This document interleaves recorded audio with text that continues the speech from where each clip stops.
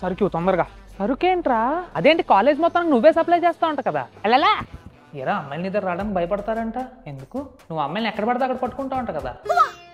ఒరే మన పృథ్వీగాడు లేడు, క్లాస్ రూమ్ లో ఎవరు లేనప్పుడు ప్రొజెక్టర్ లో వీడియోలు చూసాడంట.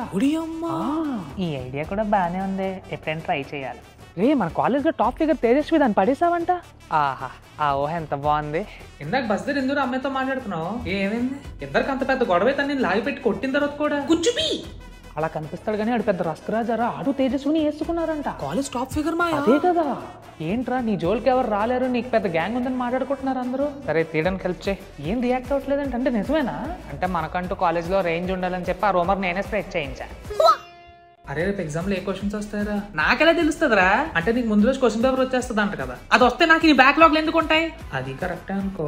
ఫైనల్లీ 4 ఏళ్ళ తర్వాత దొరికే నువ్వే నేను అందరికీ డ్రగ్స్ అప్లై చేస్తున్నా అని చెప్పావు. అవును నేనే చెప్పాను. ఎందుకు చెప్పావు? నాకు ఎవడో చెప్పాడు, నేను చెప్పాను. అంటే ఈడు కూడా కాదా? మరి ఎవడరా చెప్పింది? సబ్స్క్రైబ్ చెప్తే మీ గురించి రూమర్ స్ప్రెడ్ చేస్తా.